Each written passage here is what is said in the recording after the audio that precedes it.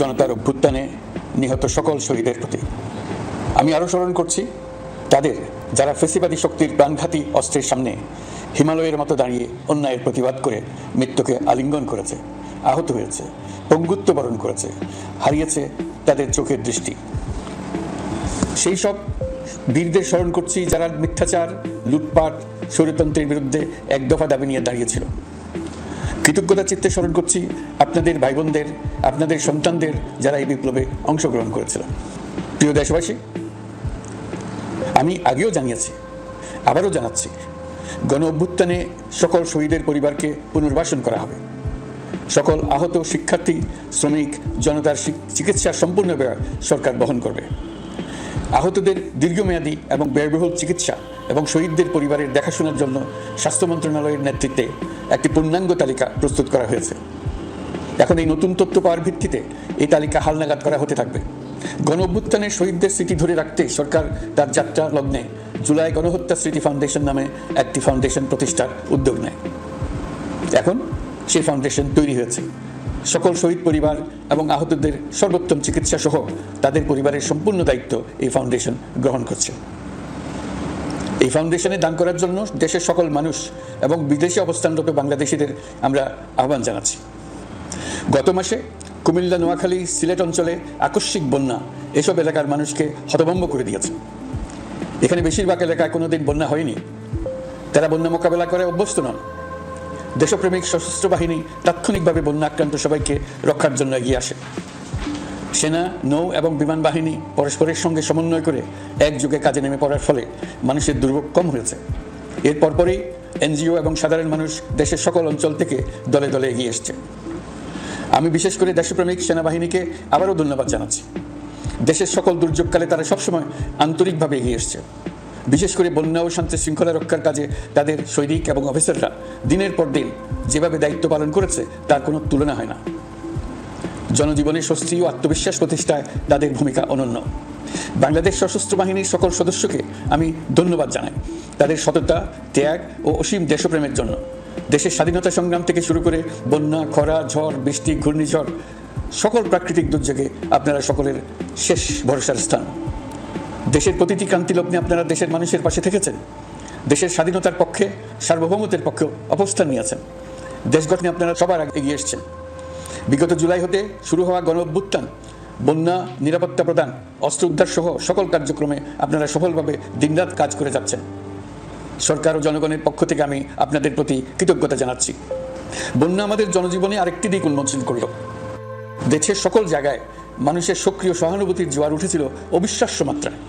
ব্যবসায়ী, অর্থবান ব্যক্তিরা যেমন তাদের অর্থ নিয়ে স্বতঃস্ফূর্তভাবে এগিয়ে এসেছিল, তেমনি দেশের বিভিন্ন প্রান্তের সাধারণ মানুষ, স্কুল, কলেজ, বিশ্ববিদ্যালয়ের ছেলেমেয়েরা জোয়ারের ঢলের মতো যার যার সামর্থ্য নিয়ে এগিয়ে এসছে। অনেকেই ছুটে গেছে বন্যার্তদের সহযোগিতা করার জন্য। এনজিওরা বিভিন্ন জায়গা থেকে ছুটে গেছে তাদের সহায়তা নিয়ে। তাদের কাজে অনুপ্রাণিত হয়ে আমি এনজিও নেতাদের সঙ্গে বৈঠক করেছি কিভাবে সরকার তাদের কাজের সঙ্গে সরকারের উদ্যোগকে সমন্বিত করতে পারে, সেটার কাঠামো তৈরি করে দেওয়ার জন্য। বন্যা এখন চলে গেছে, কিন্তু পুনর্বাসনের কঠিন কাজ আমাদের সামনে রয়ে গেছে। সকলের সহযোগিতায় আমরা পুনর্বাসনের কাজটি সফলভাবে সমাধান করতে চাই। আইন শৃঙ্খলা পরিস্থিতির উন্নতির জন্য আমরা দিনরাত পরিশ্রম করে যাচ্ছি। যে সমস্ত ভাই বোনেরা তাদের গত 16 বছরের বেদনা জানিয়ে তার প্রতিকার পাওয়ার জন্য আমার অফিস এবং সচিবালয়ের অফিস সমূহের সামনে প্রতিদিন ঘেরাও কর্মসূচি দিয়ে আমাদের কাজকর্ম ব্যাহত করছিলেন, তারা আমার আহ্বানে সাড়া দিয়ে ঘেরাও কর্মসূচির থেকে বিরত হয়েছেন বটে, তবে অন্যত্র আবার তারা তাদের কর্মসূচি দিয়ে যাতায়াতে ব্যাঘাত সৃষ্টি করছেন। আমি কথা দিচ্ছি, আপনাদের ন্যায্য আবেদনের কথা আমরা ভুলে যাব না। আমরা সকল অন্যায়ের প্রতিকারের জন্য প্রতিশ্রুতিবদ্ধ। আমরা আমাদের দায়িত্বকালে যথাসম্ভব সব সমস্যার সমাধানের চেষ্টা করব। আমি আবারও অনুরোধ করছি, আপনারা যাতায়াতে ব্যাঘাত সৃষ্টি থেকে বিরত থাকুন। জাতি আপনাদের প্রতি কৃতজ্ঞ থাকবে। তৈরি পোশাক, ওষুধ শিল্প, এইসব এলাকায় শ্রমিক ভাই বোনেরা তাদের অভিযোগ জানানোর জন্য ক্রমাগতভাবে এই শিল্পের কার্যক্রম পরিচালনা বন্ধ রাখতে বাধ্য করছেন। এটা আমাদের অর্থনীতিতে যে নেতিবাচক প্রভাব ফেলবে সেটা মোটেই কাম্য নয়। এমনিতেই ছাত্র শ্রমিক জনতার বিপ্লবের পর যে অর্থনীতি আমরা পেয়েছি সেটা নিয়ম নীতিবিহীন, দ্রুত ক্ষীয়মান একটা অর্থনীতি। প্রাতিষ্ঠানিক কাঠামো প্রায় ধ্বংসপ্রাপ্ত। বৈদেশিক মুদ্রার রিজার্ভ তলানিতে গিয়ে ঠেকেছে। আমরা এই অর্থনীতিতে প্রাণ সঞ্চারের চেষ্টা করছি, আমাদের উদ্যোগে সারাও পাচ্ছি। ঠিক এই সময়ে আমাদের শিল্প কারখানাগুলো বন্ধ হয়ে যাক ও কার্যকর হয়ে যাক, এটা আমাদের অর্থনীতিতে বিরাট আঘাত করবে। সেটা কিছুতেই আমাদের কাম্য হতে পারে না। শ্রমিক ভাই বোনদের অনেক দুঃখ আছে, কিন্তু সেই দুঃখ প্রকাশ করতে গিয়ে আপনাদের মূল জীবিকা বন্ধ হওয়ার উপক্রম হলে সেটা ঠিক হবে না। দেশের অর্থনীতি ধ্বংসপ্রাপ্ত হলে সেটা ঠিক হবে না। শ্রমিক মালিক উভয়ের পক্ষে আলোচনা করে এসব সমস্যার সমাধান আমরা অবশ্যই বের করব। আপনারা কারখানা খোলা রাখুন, অর্থনীতির চাকা সচল রাখুন, দেশের অর্থনীতিকে সোজা হয়ে দাঁড়াতে দিন। আমরা আপনাদের সমস্যার স্থায়ী সমাধান বের করার জন্য সর্বশক্তি প্রয়োগ করব। মালিক পক্ষের কাছে আমাদের আবেদন, আপনারা শ্রমিকদের সঙ্গে বোঝাপড়া করুন, কারখানা সচল রাখুন, অর্থনীতির দুর্বল স্বাস্থ্যকে সবল করে তুলুন। ওষুধ শিল্প এবং তৈরি পোশাক শিল্প দেশের গৌরব। এর মাধ্যমে আমাদের শ্রমিক ভাই বোনেরা তাদের কর্মকুশলতা বিশ্বকে মুগ্ধ করেছে। এর সাফল্য এখন থমকে আছে। আমরা এই দুই শিল্পকে তাদের সম্ভাব্য শীর্ষে নিয়ে যেতে চাই। দুর্বল করার তো প্রশ্নই ওঠে না। এই দুই শিল্পের কোথায় কোথায় বাধা আছে, সমস্যা আছে, সেগুলো চিহ্নিত করে তাকে বাধামুক্ত করতে চাই। আমরা বিদেশি ক্রেতাদের একত্রিত করে তাদের সহযোগিতা চাইব, যেন বাংলাদেশের এই শিল্প দুটি বিশ্বের অন্যান্য দেশের চাইতে বেশি আস্থাযোগ্য হয়ে গড়ে উঠতে পারে। সব কিছুই সম্ভব যদি আমরা শ্রমিক মালিক সম্পর্কটা একটা নির্ভরযোগ্য, আনন্দদায়ক করে গড়ে তুলতে পারি। আমাদের সরকারের প্রথম মাস কাটল, দ্বিতীয় মাস থেকে আমরা নতুন বাংলাদেশ গড়ার ভিত্তি হিসেবে নতুন শ্রমিক মালিক সম্পর্কের সূচনা করতে চাই। এটা দেশের সবার কাম্য। দেশের নতুন প্রজন্ম নির্ভয়ে যেন তাদের ভবিষ্যৎ নিয়ে এগিয়ে যেতে পারে, আমরা সেই লক্ষ্যে কাজ করছি। আমাদের দায়িত্ব অনেক। ন্যায়ভিত্তিক একটা সমাজ গড়ে তোলার জন্য একসাথে অনেকগুলো কাজ আমাদের হাত দিতে হবে। 1 জুলাই থেকে 5 আগস্ট পর্যন্ত ছাত্র জনতার গণ আন্দোলনকে দমন করতে যেসব ফৌজদারি মামলা দায়ের করা হয়েছিল, এর মধ্যে হত্যা মামলা ছাড়া বাকি প্রায় সকল মামলা প্রত্যাহার করা হয়েছে। এইসব মামলায় গ্রেফতারকৃত সকলে মুক্তি পেয়েছে। দায়িত্ব গ্রহণের শুরুতেই অন্তর্বর্তীকালীন সরকার বিচার বিভাগের বড় সংস্কারের কাজে হাত দিয়েছে। যোগ্যতম ব্যক্তিকে প্রধান বিচারপতি নিয়োগ দেওয়াতে মানুষের মনে নতুন আশার সঞ্চার হয়েছে।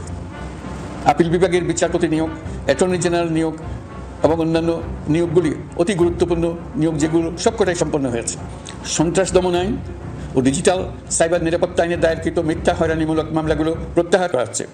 সাইবার নিরাপত্তা আইন সহ বাংলাদেশে বিদ্যমান সকল কালো আইনের তালিকা করা হয়েছে। অতি সত্বর এই সকল কালো আইন বাতিল ও প্রযোজ্য ক্ষেত্রে সংশোধন করা হবে। সাংবাদিক সাগর রনি হত্যাকাণ্ড সহ বহুল আলোচিত 5টি হত্যাকাণ্ডের তদন্ত ও বিচার অগ্রাধিকার ভিত্তিতে ও দ্রুততম সময়ে নিষ্পত্তির জন্য সহায়তা প্রদান করা হচ্ছে। সম্প্রতি আমরা বলপূর্বক গুম থেকে সকল ব্যক্তি সুরক্ষার জন্য আন্তর্জাতিক কনভেনশনের সনদে স্বাক্ষর করেছি। ফলে স্বৈরাচার দ্বারা প্রতিষ্ঠিত গুম সংস্কৃতির সমাপ্তি ঘটানোর জন্য আন্তর্জাতিকভাবে আমরা প্রতিজ্ঞাবদ্ধ হলাম। এছাড়া আমরা ফেসিবাদ শাসনের 15 বছরে গুমের প্রতিটি ঘটনা তদন্ত করার জন্য পৃথক একটা কমিশন গঠন করছি। যেসব পরিবার তাদের নিখোঁজ পিতা, স্বামী, পুত্র এবং ভাইদের পাওয়ার জন্য বছরের পর বছর যন্ত্রণার সাথে অপেক্ষা করছেন, আমরা আপনাদের বেদনায় সমবেথী। আয়নাঘরগুলো বন্ধ করে দেওয়া হয়েছে এবং সেই সাথে বের হয়ে আসছে ফ্যাসিস্ট হাসিনা সরকারের গুমের শিকার ভাই বোনদের কষ্ট ও যন্ত্রণা গাথা। আমাদের তরুণ প্রজন্মের ভবিষ্যৎ যেন উজ্জ্বল হয়, সেটা নিশ্চিত করতে শিক্ষা ব্যবস্থার দিকে আমাদের পূর্ণ নজর রয়েছে। ইতিমধ্যে প্রথম শ্রেণী থেকে দ্বাদশ শ্রেণী পর্যন্ত বর্তমানের ত্রুটিপূর্ণ শিক্ষাক্রম পরিবর্তন করা হয়েছে। বই সংশোধন ও পরিমার্জনের কাজ শেষ পর্যায়ে আছে। এই সংস্কারের কাজ অব্যাহত থাকবে। বিশ্ববিদ্যালয়সমূহের উচ্চ প্রশাসনিক পদগুলো পূরণ করে শিক্ষা কার্যক্রম স্বাভাবিক করার কাজ দ্রুত গতিতে এগিয়ে চলেছে। বেসরকারি শিক্ষা প্রতিষ্ঠানগুলোর পরিচালনা বোর্ডে দখলদারিত্বের রাজনীতি বন্ধ করার ব্যবস্থাও নেওয়া হয়েছে। আপনারা নিশ্চয় লক্ষ্য করেছেন, আমাদের প্রথম মাসে দেশের প্রায় সকল বিশ্ববিদ্যালয়ের উপাচার্য এবং উপাচার্য মহোদয়গণ পদত্যাগ করেছেন। উচ্চশিক্ষার ক্ষেত্রে এটা বিরাট শূন্যতার সৃষ্টি করেছে। প্রথম মাসে আমরা ক্রমাগতভাবে প্রতিটি বিশ্ববিদ্যালয়ে সবার কাছে গ্রহণযোগ্য এমন উপাচার্য এবং উপাচার্য নিয়োগ দেওয়ার কাজ শুরু করেছে। এর ফলে সকল সরকারি এবং বেসরকারি বিশ্ববিদ্যালয়গুলোতে নতুন উদ্যমে কাজ শুরু করার পরিবেশ সৃষ্টি হয়েছে। সংবাদ মাধ্যম ও মত প্রকাশের পূর্ণ স্বাধীনতা ইতিমধ্যে নিশ্চিত করা হয়েছে। আমরা সবাইকে বলে দিয়েছি, আপনারা মন খুলে আমাদের সমালোচনা করুন। আমরা সবার মতামতের প্রতি শ্রদ্ধাশীল। মিডিয়া যাতে কোনো রকম বাধা বিপত্তি ছাড়া নির্বিঘ্নে তাদের কাজ করতে পারে, সেজন্য একটা মিডিয়া কমিশন গঠন করা সরকারের সক্রিয় বিবেচনাধীন। আরও যেসব কমিশন সরকার সহ অন্য সবাইকে জবাবদিহিতার আওতায় আনতে পারে, আমরা তাদের পুনর্গঠন ও সংস্কারের উদ্যোগ নিয়েছি, যাতে তারা আরও শক্তিশালী হয়, জনকল্যাণে কাজ করে। দায়িত্ব গ্রহণের পর বিভিন্ন দেশের সরকার প্রধান টেলিফোনে এবং শুভেচ্ছা বার্তা পাঠিয়ে আমাকে অভিনন্দন জানিয়েছেন। বিভিন্ন দেশের রাষ্ট্রদূত এবং হাই কমিশনার বৃন্দ আমার সাথে সাক্ষাৎ করে দ্বিপাক্ষিক সহযোগিতা বৃদ্ধির আশ্বাস দিয়েছেন। আমার অনুরোধে সংযুক্ত আরব আমিরাতের 57 জন বাংলাদেশি যারা ফেসিবাদ বিরোধী বিক্ষোভে অংশগ্রহণ করা বিভিন্ন মেয়াদে কারাদণ্ডে দণ্ডিত হয়েছিলেন, তাদের সাধারণ ক্ষমা ঘোষণা করেছেন সে দেশের সরকার। ইতিমধ্যে তাদের কয়েকজন দেশে ফিরে এসেছেন। এই ক্ষমা প্রদর্শন ছিল অতি বিরল একটি ঘটনা। এই জন্য আমি সংযুক্ত আরব আমিরাতের রাষ্ট্রপতি শেখ মোহাম্মদ বিন জায়েদ আল নাহিয়ানকে ধন্যবাদ ও কৃতজ্ঞতা জানিয়েছি আপনাদের সবার পক্ষ থেকে। যে সমস্ত সরকার প্রধানের সঙ্গে আমার টেলিফোনে যোগাযোগ হয়েছে তাদের মধ্যে রয়েছেন ভারতের প্রধানমন্ত্রী নরেন্দ্র মোদী, পাকিস্তানের প্রধানমন্ত্রী শাহবাজ শরীফ। আমরা ভারত এবং অন্যান্য প্রতিবেশী রাষ্ট্রসমূহের সঙ্গে সুসম্পর্ক চাই, তবে সেই সম্পর্ক হতে হবে ন্যায্যতা এবং সমতার ভিত্তিতে। ভারতের সাথে আমরা ইতিমধ্যে বন্যা মোকাবেলায় উচ্চ পর্যায়ে দ্বিপাক্ষিক সহযোগিতার আলোচনা শুরু করেছি। দক্ষিণ এশিয়ায় আঞ্চলিক সহযোগিতা বৃদ্ধির লক্ষ্যে আমি সার্ক রাষ্ট্রগোষ্ঠী পুনর্জীবিত করার উদ্যোগ নিয়েছি। আমরা চাই আমাদের দেশ যেন একটি গণতান্ত্রিক দেশ হিসেবে বিশ্বের কাছে সম্মানের সাথে পরিচিত হয়। দেশের পরিকল্পনা যেন দেশের মানুষ কেন্দ্রিক হয়, কোনো নেতা বা দল কেন্দ্রিক না হয়। আমরা স্বৈরাচারী হাসিনা সরকারের অহেতুক কোটি কোটি টাকা ব্যয়ের প্রকল্প বাস্তবায়িত হতে দেখেছি, যেগুলো কখনোই দেশের মানুষের জন্য ছিল না, বরং এর সাথে জড়িত ছিল কুৎসিত আমিত্ব এবং বিশাল আকারের চুরি। চলমান এবং প্রস্তাবিত সকল উন্নয়ন প্রকল্পগুলোর যাচাই বাছাই করার কাজ ইতিমধ্যে আমরা শুরু করেছি। প্রকল্প বাস্তবায়নের পর্যায় বিবেচনা করে বাকি কাজে ব্যয়ের সাশ্রয় এমনকি প্রয়োজন মতে তা বাতিল করার কথা বিবেচনা করা হবে। দেশের মানুষকে আর ফাঁকি দেওয়া চলবে না। কর্মসংস্থান তৈরি করবে এমন প্রকল্পগুলোকে আমরা অগ্রাধিকার দেব। লুটপাট ও পাচার হয়ে যাওয়া অর্থ ফিরিয়ে আনার উদ্যোগ আমরা নিয়েছি। আর্থিক খাতে শৃঙ্খলা ফিরিয়ে আনতে একটা ব্যাংকিং কমিশনও গঠন করার উদ্যোগ নেওয়া হয়েছে। বিভিন্ন ব্যাংকের পরিচালনা পরিষদ পুনর্গঠন করা হয়েছে। ব্যাংকিং খাতে এই এক মাসে বিরাট পরিবর্তন এসেছে, আপনারা নিশ্চয়ই সেটা লক্ষ্য করেছেন। আমরা এই খাতে নিয়ম নীতি প্রতিষ্ঠা করতে পেরেছি। আরও অনেক কাজ বাকি রয়ে গেছে। প্রথম মাসের কাজ হিসেবে শুধু প্রধান কাজগুলো করেছে, তার সঙ্গে রয়েছে আরও অনেক পরবর্তী কাজ। ফেসিবাদী সরকার লুটপাট করার জন্য নতুন করে 60,000 কোটি টাকা ছাপিয়ে বাজারে ছাড়ার কারণে মুদ্রাস্ফীতির শিকার হয়েছে দেশের মানুষ। এই অতুলনীয় মুদ্রাস্ফীতি নিয়ন্ত্রণ অন্তর্বর্তী সরকারের অন্যতম প্রধান লক্ষ্য। মুদ্রাস্ফীতি নিয়ন্ত্রণের লক্ষ্যে পলিসি সুদের হার বৃদ্ধি করে 9% উন্নীত করা হয়েছে। মূল্যস্ফীতি থেকে সাধারণ মানুষকে সুরক্ষা দেওয়ার উদ্দেশ্যে ওএমএস খাদ্যবান্ধব কর্মসূচি সহ সুলভ মূল্যে প্রান্তিক মানুষের কাছে নিত্য প্রয়োজনীয় দ্রব্য সরবরাহ চলমান রাখা হয়েছে। মূল্যস্ফীতি মোকাবেলায় চলতি অর্থ বছরে চাল ও গম আমদানির জন্য 5,800 কোটি টাকা, অভ্যন্তরীণ সংগ্রহের জন্য 8,900 কোটি টাকা এবং খাদ্য ভর্তুকির 3টি প্রোগ্রামের জন্য 7,360 কোটি টাকা বরাদ্দ রাখা হয়েছে। বিভিন্ন স্টেক হোল্ডারের সাথে সভা করে মূল্যস্ফীতি নিয়ন্ত্রণের করণীয় সমূহ চিহ্নিত করা হয়েছে। পরিচালন ও উন্নয়ন ব্যয় যৌক্তিক পরিমাণে হ্রাস করার জন্য কার্যক্রম গ্রহণ করা হয়েছে। কৃষিপণ্য উৎপাদনের জন্য সার আমদানির ক্ষেত্রে প্রয়োজনীয় বৈদেশিক মুদ্রার সরবরাহ নিশ্চিত করার পদক্ষেপ নেওয়া হয়েছে।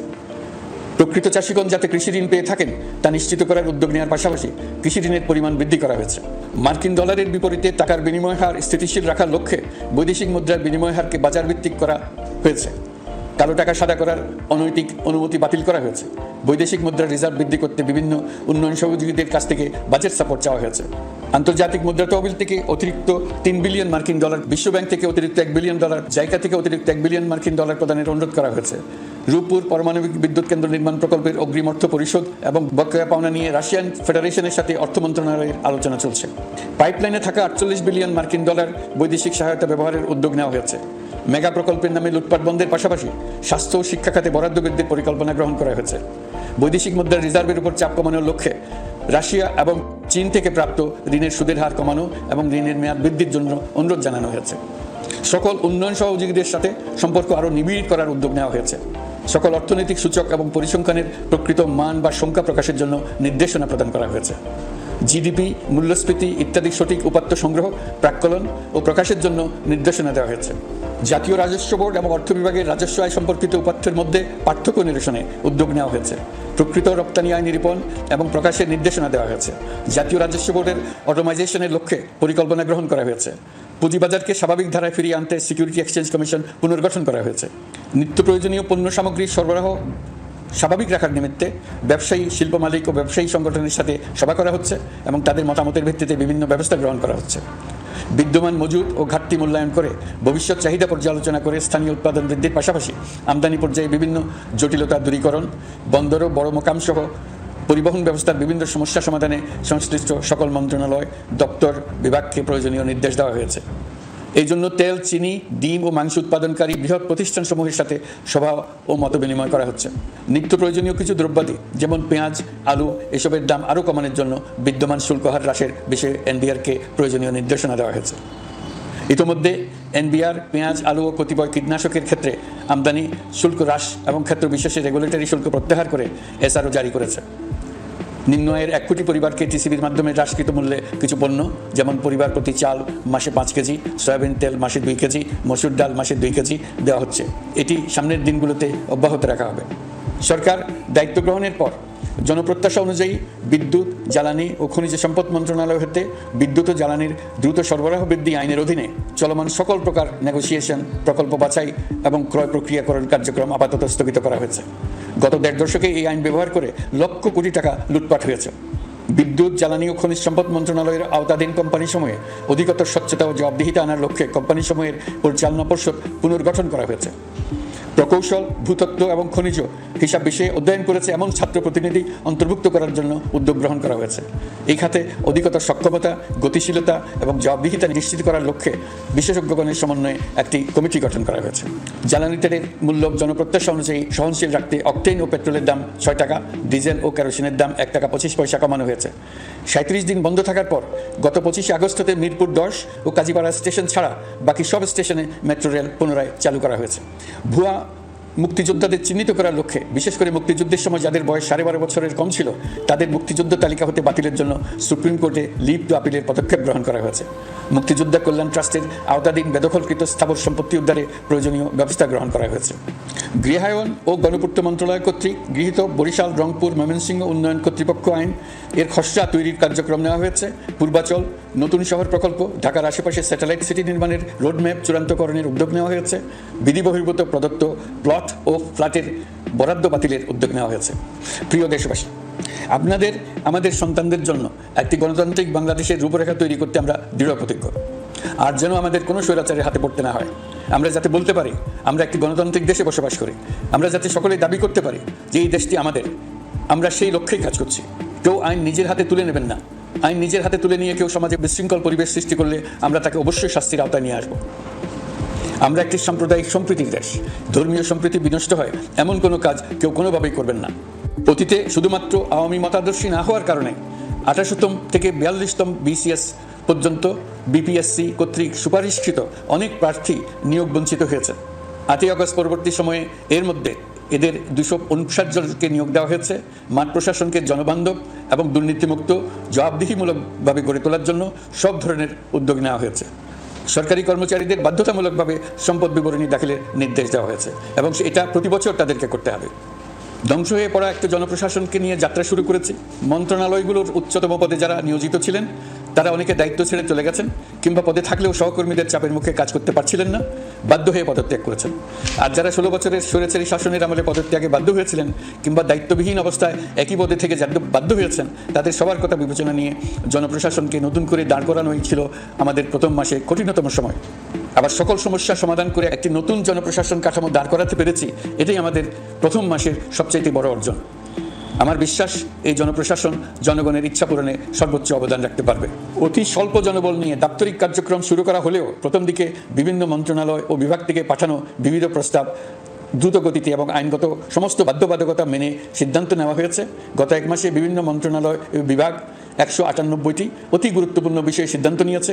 জনপ্রশাসনের 135 জন অতিরিক্ত সচিব, 227 জন যুগ্ম সচিব এবং 120 জন উপসচিবকে পদোন্নতি প্রদান করা হয়েছে। 59টি জেলার জেলা প্রশাসককে প্রত্যাহার করা হয়েছে এবং নতুন 59 জন জেলা প্রশাসককে নিয়োগ দেওয়া হয়েছে। 67 জন কর্মকর্তার চুক্তিভিত্তিক নিয়োগ বাতিল করা হয়েছে। 10 জন যুগ্ম সচিব, 8 জন অতিরিক্ত সচিব, 6 জন সচিবকে ওএসডি করা হয়েছে। বাংলাদেশ পুলিশের 80 জন ডিআইজি, 30 জন পুলিশ সুপার সহ 110 জনকে পদোন্নতি প্রদান করা হয়েছে। 1 জন ডিআইজি, 1 জন এডিশনাল ডিআইজি, 4 জন পুলিশ সুপারকে চাকরিতে পুনর্বহাল করা হয়েছে। আইজিপি সহ 10 জন অতিরিক্ত আইজি, 88 জন ডিআইজি, 21 জন এডিশনাল ডিআইজি, 177 জন পুলিশ সুপার সহ মোট 297 জন কর্মকর্তাকে বদলি করা হয়েছে। ছাত্র শ্রমিক জনতার বিপ্লবের মূল লক্ষ্য ছিল গণভবন। এটা ছিল স্বৈরাচারের কেন্দ্রবিন্দু।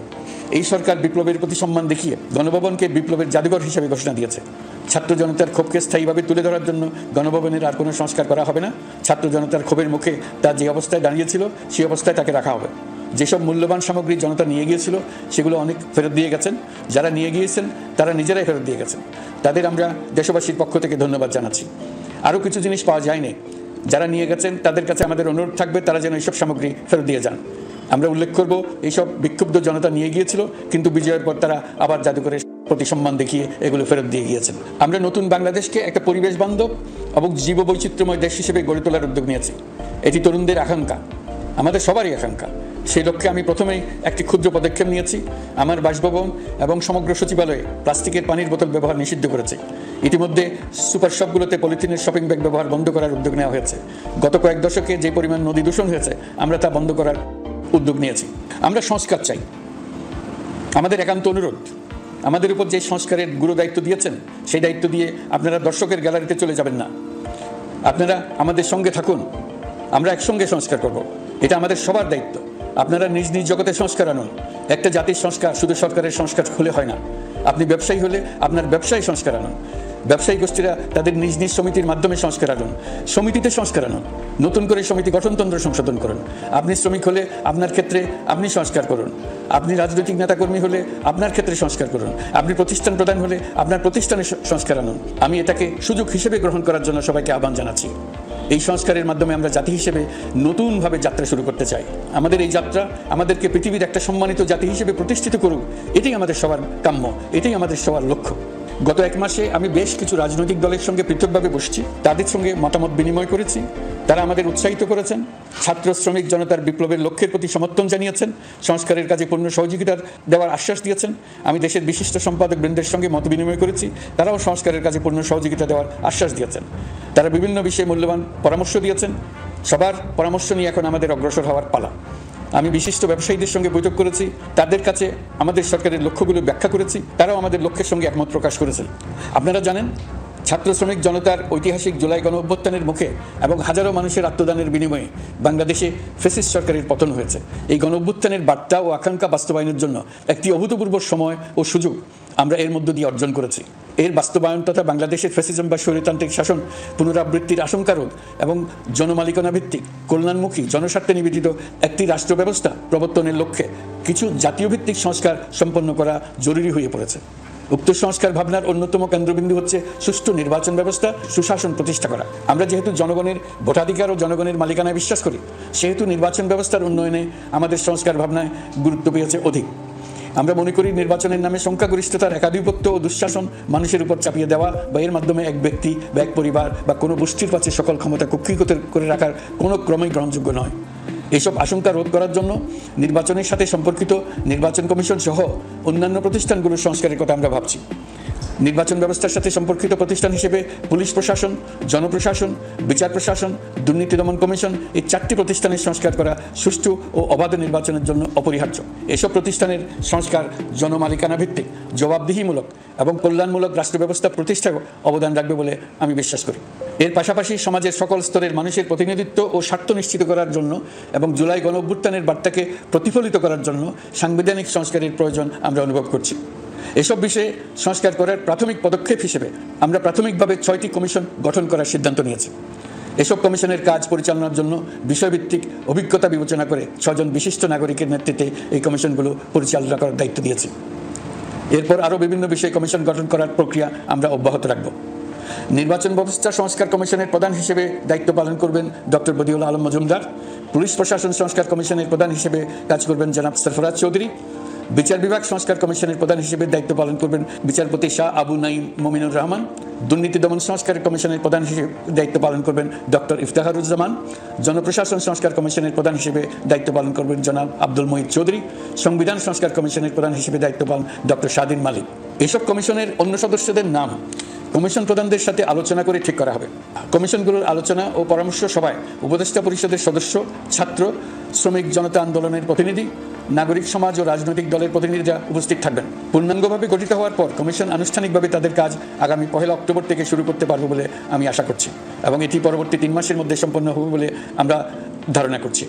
কমিশনের রিপোর্টের ভিত্তিতে সরকার পরবর্তী পর্যায়ে প্রধান রাজনৈতিক দলগুলোর সাথে পরামর্শ সভার আয়োজন করবে। চূড়ান্ত পর্যায়ে ছাত্র সমাজ, নাগরিক সমাজ, রাজনৈতিক দলের প্রতিনিধি, সরকারের প্রতিনিধি নিয়ে ব্যাপক ভিত্তিক 3 থেকে 7 দিন ব্যাপী একটি পরামর্শ সভার ভিত্তিতে সংস্কার ভাবনার রূপরেখা চূড়ান্ত করা হবে। এতে এই রূপরেখা কীভাবে বাস্তবায়ন হবে তার একটি ধারণাও দেওয়া হবে। এই আয়োজন জুলাই গণ অভ্যুত্থানের বার্তা বাস্তবায়ন ও রাষ্ট্র পুনর্নির্মাণ তাগিদের ঐক্যবন্ধনে গোটা জাতিকে শক্তিশালী ও আশাবাদী করে তুলবে বলে আমাদের বিশ্বাস। প্রিয় দেশবাসী, আমাদের সামনে অনেক কাজ, সবাই মিলে একই লক্ষ্যে আমরা অগ্রসর হতে চাই। আমাদের মধ্যে, বিশেষ করে আমাদের নতুন প্রজন্মের মধ্যে যে সুপ্ত প্রতিভা লুকিয়ে আছে, সেটা যেন বিনা বাধায় রাষ্ট্রের এবং সমাজের সহযোগিতায় প্রকাশ করতে পারি, সেই সুযোগের কাঠামো তৈরি করতে চাই। সকলে মিলে আমাদের পরিবারের প্রতিটি সদস্যকে, সে ঝাড়ুদার হোক, ছাত্র হোক, শিক্ষক হোক, যে কোনো ধর্মের হোক, সবার সমান অধিকার নিশ্চিত করতে চাই। এই হলো আমাদের সংস্কারের মূল লক্ষ্য। আসুন ছাত্র শ্রমিক জনতার এই বিপ্লবের লক্ষ্যকে আমরা দ্রুত বাস্তবায়ন করি। আমাদের প্রথম মাসে আমরা যে গতিতে, যে উদ্যম নিয়ে কাজ এগিয়ে নিয়ে যাওয়ার কথা চিন্তা করেছিলাম, সেটা হয়তো করতে পারিনি বাস্তব অবস্থার পরিপ্রেক্ষিতে। দেশের আইনশৃঙ্খলা পরিস্থিতি স্বাভাবিক রাখা গেলে আশা করি আমরা আমাদের গতি অনেক বাড়াতে পারবো। এই জন্য দেশের সকল মানুষের কাছে, শিক্ষক, ছাত্রছাত্রী, কৃষক, শ্রমিক, পেশাজীবী, বড় ব্যবসায়ী, ক্ষুদ্র ব্যবসায়ী, দিনমজুর, গৃহিণী, সকলের সহযোগিতা চেয়েছি। আমাদের কাজ বড় কঠিন, কিন্তু জাতি হিসেবে এবার ব্যর্থ হওয়ার কোনো অবকাশ আমাদের নেই। আমাদেরকে সফল হতেই হবে। এই সাফল্য আপনাদের কারণেই আসবে, আপনার সহযোগিতার কারণেই আসবে। আমাদের কাজ হবে আপনার আমার স্বপ্নকে বাস্তবে রূপায়িত করা। এখন আমরা আমাদের দ্বিতীয় মাস শুরু করছি। আমাদের দ্বিতীয় মাসে যেন আপনাদের মনে দৃঢ় আস্থা সৃষ্টি করতে পারি, সেই চেষ্টা করে যাব। ধৈর্য ধরুন, এই কথাটি আমি মোটেই আপনাদের বলবো না। আমরা সবাই অধৈর্য হয়ে পড়েছি। এত সব কাজ কখন যে শেষ হবে এটা চিন্তা করে আমরা অধৈর্য হব, কেন হব না? কিন্তু সঠিকভাবে কাজ করব, কাজে কোনো অধৈর্যের চিহ্ন রাখবো না। প্রিয় দেশবাসী, দেশের শিশু, কিশোর কিশোরী, তরুণ তরুণী, ছাত্রছাত্রী, বয়স্ক, বৃদ্ধ, পুরুষ, মহিলা, সবাইকে আবারও আমার সালাম জানাচ্ছি। আসসালামু আলাইকুম।